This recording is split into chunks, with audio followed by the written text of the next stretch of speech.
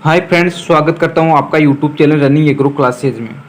तो फ्रेंड्स, आप सभी को पता है कि हमारी पशुपालन की सीरीज चल रही थी। अपन बात करेंगे पशुपालन का सामान्य ज्ञान के बारे में बात कर रहे थे। तो फ्रेंड्स, आज बात करेंगे पशुओं की आयु ज्ञात करना। क्या बात करेंगे? पशुओं की आयु ज्ञात करना। तो फ्रेंड्स, मैं आपको बता दूं, गाय और भैंस की उम्र होती है 20 से 23 वर्ष। कितनी होती है? 20 से 23 वर्ष होती है। और भेड़ और बकरी की उम्र कितनी होती है? 10 से 15 वर्ष। क्योंकि अपन पशुपालन में अधिकतर यही पढ़ते हैं, तो इनकी उम्र पूछी जा सकती है। तो आपको ध्यान रखना है, 20 से 23 वर्ष होती है गाय और भैंस की उम्र होती है, और भेड़ और बकरी की उम्र होती है 10 से 15 वर्ष होती है। यहाँ वर्ष है, कहीं आप ऐसे मत बोल देना कि 10 से 15 दिन होती है। फ्रेंड्स, मादा पशु होता है, उसका दूध काल यानी ब्यात काल के अनुसार होता है। कैसा होता है? ब्यात काल के अनुसार होता है जो मादा पशु होता है। तो उसके क्या होता है, पहले से तीसरे ब्यात काल तक तो क्या होता है, दूध बढ़ता है, अधिक होता है। और तीसरे से पांचवें तक क्या होता है, उसका स्थिर रहता है। यानी तीसरे से पांचवें ब्यात काल तक क्या होता है, स्थिर रहता है। और पांचवें के बाद क्या होता है, कम होता जाता है। इसलिए अपन क्या करते हैं, पशु की आयु ज्ञात करते हैं फ्रेंड्स। तो फ्रेंड्स, कुछ विधियां हैं, उसके अनुसार अपन पशु की आयु ज्ञात कर सकते हैं। तो उन विधियों के बारे में अपन बात कर लेते हैं। हमारी पहली विधि है शारीरिक दशा को देखकर। क्या देखकर? शारीरिक दशा को देखकर, यानी पशु की शारीरिक दशा को देखकर भी अपन पशु की आयु ज्ञात कर सकते हैं। अब शारीरिक दशा में क्या क्या देखते हैं फ्रेंड्स अपन देखते हैं, पीठ देख लेते हैं, बाल देख लेते हैं, आंखें देख लेते हैं, पैर, अयन, त्वचा और स्वभाव, ये देखकर अपन पशु की आयु ज्ञात कर सकते हैं फ्रेंड्स, आगे बात करते हैं खुर को देखकर। तो फ्रेंड्स, खुर में क्या देखते हैं, बड़े या छोटे, यानी खुर कैसे हैं, बड़े या छोटे, यानी उनका आकार देख लेते हैं, उनकी आकृति देख लेते हैं, उम्र देख लेते हैं, यानी मतलब खुर कितने छोटे या बड़े हैं, ठीक है, उम्र के अनुसार पता चल जाता है। चमकीलापन देख लेते हैं, त्वचा से सटे हुए है या नहीं है, ये भी अपन पता लगा सकते हैं फ्रेंड्स। तीसरी विधि है हमारी सींगों द्वारा, यानी पशु की 3 वर्ष की आयु में सींग पर एक छल्ला बनता है। ये आपको ध्यान रखना है, यानी पशु 3 वर्ष का हो जाता है तो उसकी सींग पर एक छल्ला बन जाता है। इसके पश्चात प्रत्येक वर्ष एक छल्ला बनता जाता है, यानी इस मतलब 3 वर्ष पर एक छल्ला बनने के बाद प्रत्येक वर्ष यानी एक छल्ला बनता जाता है। फ्रेंड्स, आपको एक सूत्र ध्यान रखना, 2 प्लस छल्लों की संख्या। आपको कोई भी ऐसे बोल दे कि मतलब छल्लों की संख्या दे दे और ऐसे बोल दे कि इस पशु की मतलब आयु कितनी है, तो आपको क्या करना है, जिस छल्लों की संख्या जोड़ देनी है और 2 प्लस कर देना उसमें, तो आप है ना मतलब पशु की आयु ज्ञात कर सकते हो। फ्रेंड्स, आपको ये भी एक बात ये भी ध्यान रखनी है कि गाय की अपेक्षा भैंस में अधिक स्पष्ट छल्ले दिखाई देते हैं, यानी गाय के सींगों पर छल्ले कम दिखाई देते हैं या दिखाई भी नहीं देते हैं कहीं कहीं। तो फ्रेंड्स, भैंस की मतलब भैंस के छल्ले, भैंस का सींग होता है उस पर छल्ले स्पष्ट दिखाई देते हैं, पर धुंधले धुंधले दिखाई देते हैं, लेकिन दिखाई देते हैं फ्रेंड्स। तो आपको ये भी ध्यान रखना है, गाय की अपेक्षा भैंस में अधिक स्पष्ट छल्ले दिखाई देते हैं। तो फ्रेंड्स, कोई भी आपको ऐसे बोल दे कि मतलब इस पशु के 3 छल्ले हैं सींगों पर, तो इस पशु की उम्र कितनी है, तो आपको क्या करना है, 2 प्लस कर देना उसमें और 3 जोड़ देने हैं। तो क्या करने हैं, 5 वर्ष हो जाएगी, उस पशु की उम्र हो जाएगी। फ्रेंड्स, एक विधि है अपनी दांत द्वारा। क्या है? दांत द्वारा आयु ज्ञात करने का सर्वोत्तम व वैज्ञानिक तरीका है। क्या है? आयु ज्ञात करने का सर्वोत्तम व वैज्ञानिक तरीका है दांत द्वारा फ्रेंड्स, दांत द्वारा में से एक क्वेश्चन आ ही जाता है, आपको ध्यान देके पढ़ना है। और आपको वीडियो अच्छा लगा तो लाइक करें, शेयर करें, कमेंट करें और सब्सक्राइब जरूर कर लें। पशु में दांतों की संख्या को गिनकर व उनकी स्थिति को देखकर पशु की आयु का अनुमान लगाया जाता है, ये आप जानते हो फ्रेंड्स। लेकिन ये फ्रेंड्स, आपको ये ध्यान रखना है कि पशु की आयु ज्ञात करने का सर्वोत्तम व वैज्ञानिक तरीका क्या है, दांतों द्वारा ही है। ये क्वेश्चन कई बार पूछा गया है फ्रेंड्स। अब अपन बात करेंगे दांतों के प्रकार, यानी दांत कितने प्रकार होते हैं। दांत 4 प्रकार के होते हैं, उनके अपन बात कर लेते हैं।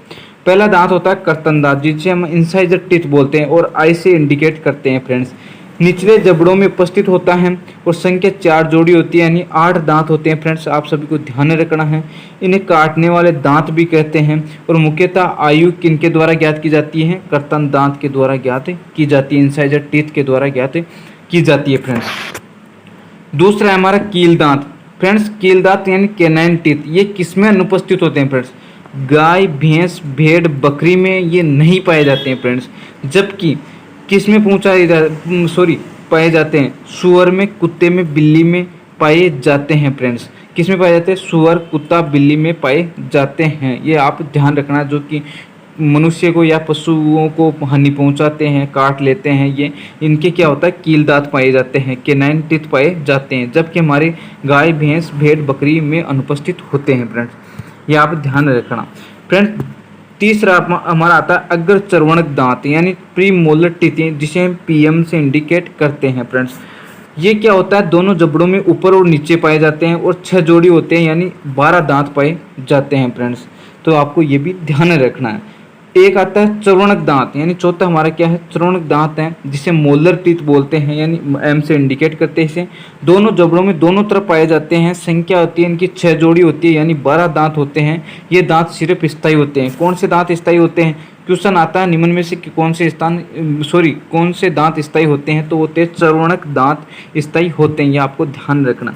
और फ्रेंड्स आपको ये भी ध्यान रखना है कि प्री मोलर और मोलर दांतों को सम्मिलित रूप से कपोल दांत कहते हैं। क्या कहते हैं, पीएम और एम यानी प्री मोलर और मोलर दांत को, यानी अग्र चर्वणक और चर्वणक दांत को क्या कहते हैं, सम्मिलित रूप से कपोल दांत कहते हैं। कपोल दांतों का प्रथम जोड़ा सबसे छोटा होता है, यानी कपोल दांत को प्रथम जोड़ा होता है ना, वो क्या होता है, सबसे छोटा होता है।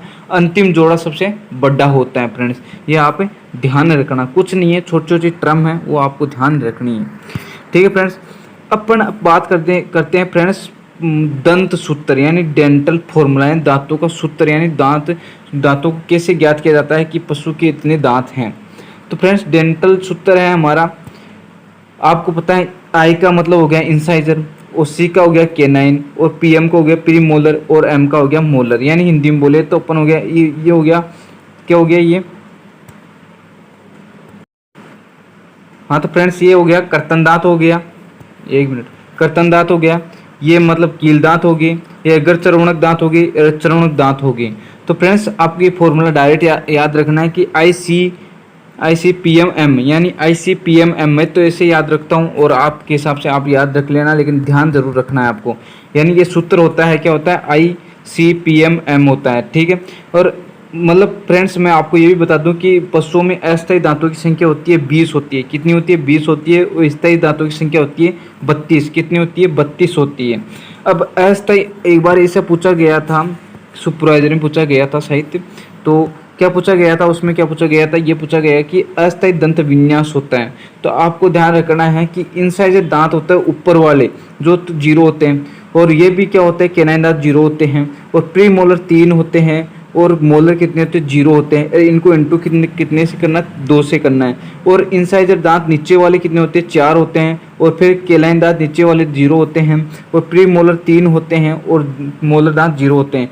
तो आपको शॉर्ट रूप में ये से ध्यान रखना है कि 0030 क्या रखना है, 0030 और 4030, 0030 4030 आपको ये ध्यान रखना है, और 2 से इंटू कर देना है, और ये दांत हो जाएंगे, कितने हो जाएंगे, ये 20 हो जाएंगे।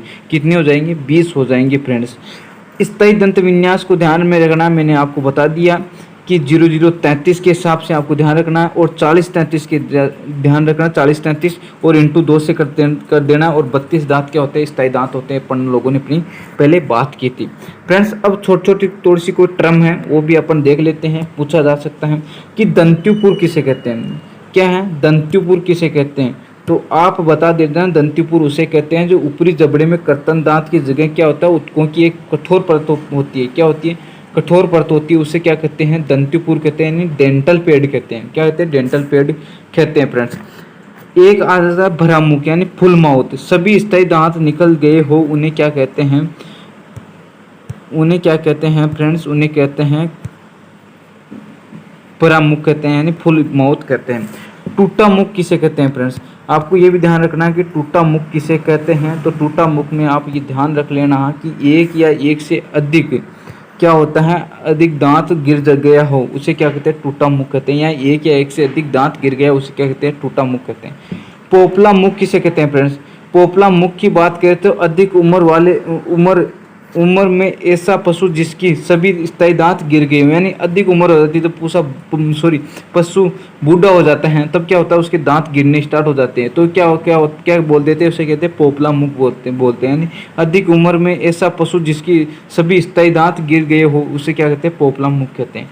फ्रेंड्स अब थोड़ा सा दांतों के बारे में तो आपको थोड़ा ध्यान रखना है कि सुपरवाइजर में भी पूछा गया था कि ऊंट में दांतों की संख्या कितनी होती है, तो कितनी होती है, 34 होती है।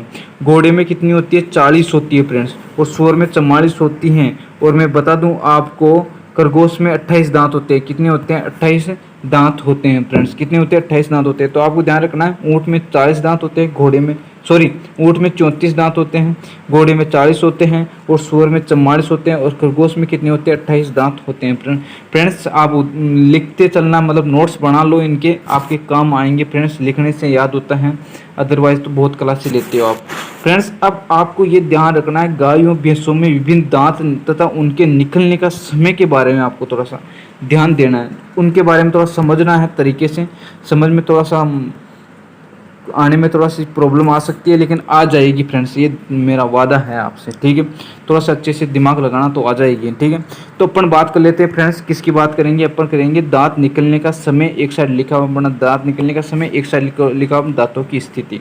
तो फ्रेंड्स जन्म के समय यानी प्रथम सप्ताह होता है, उस टाइम क्या होता है?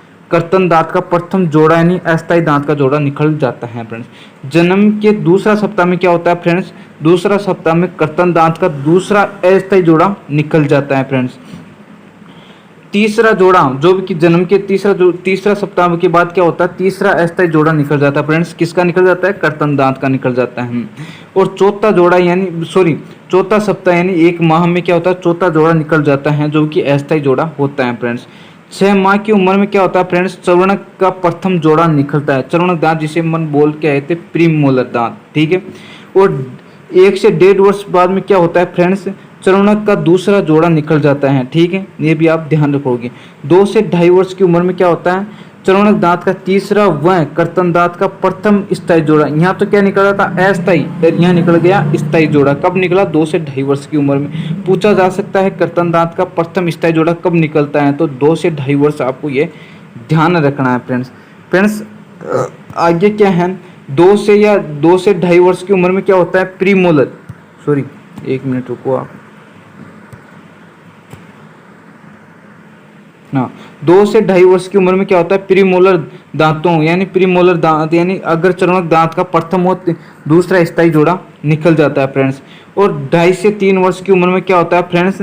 कर्तन दांत का दूसरा स्थायी जोड़ा निकल जाता है फ्रेंड्स, ये भी आप ध्यान रखना। 3 से 3.5 वर्ष की उम्र में कर्तन दांत का तीसरा स्थायी जोड़ा निकल जाता है फ्रेंड्स। और जोड़ा निकल जाता है और प्रीमोलर का तीसरा स्थायी जोड़ा निकल जाता है। क्वेश्चन आता है कि प्रीमोलर यानी अग्र चर्वणक का तीसरा स्थायी जोड़ा निकलता है तो 3 से 3.5 वर्ष की उम्र में निकलता है फ्रेंड्स, ये आप ध्यान रखना है।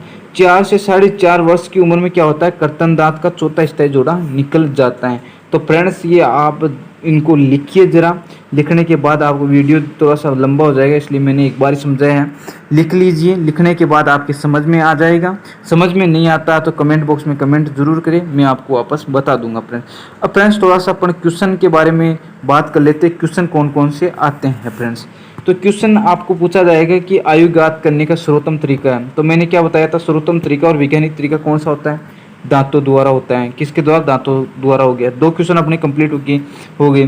कर्तन दांतों की स्थिति क्या होती है? निचले जबड़े में उपस्थित होते हैं। किस में होते हैं? निचले जबड़े में उपस्थित होते हैं, अपन लोगों ने भी बात की थी फ्रेंड्स। एक आता है गाय और भैंस में कौन से दांत अनुपस्थित होते हैं? कील दांत अनुपस्थित होते हैं। जबकि पाए किस में जाते हैं? बिल्ली में, कुत्ते में पाए जाते हैं, सूअर में पाए जाते हैं फ्रेंड्स। सभी अस्थायी दांत निकलने की उम्र होती है 1 माह होती है। अब अपन लोगों ने भी बात की थी।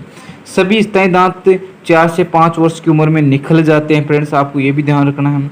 और प्रथम स्थायी कर्तन दांत क्या होता है? 2 से 2.5 वर्ष की उम्र में निकल जाते हैं। प्रथम स्थायी कर्तन दांत क्या होता है? 2 से 2.5 वर्ष की उम्र में निकल जाते हैं। तो फ्रेंड्स आपको वीडियो अच्छा लगा तो लाइक, शेयर और कमेंट और सब्सक्राइब जरूर करें। अपन लोगों की कल आगे बात करेंगे अपन। और अगर ज़िंदगी में कुछ चाहते हो तो मंजिल पर फोकस करो, लोगों की बातों पर नहीं। तो फ्रेंड्स आपको ये मोटिवेशन डोज है। अपन कल बात करेंगे पशुओं का शरीर भार ज्ञात करना। तो आज इतना ही। तो आपको वीडियो अच्छा लगा तो लाइक ज़रूर करें, शेयर करें, कमेंट करें और सब्सक्राइब जरूर कर ले। फ्रेंड्स मिलते हैं अगली क्लास में, तब तक के लिए जय जवान जय किसान फ्रेंड्स।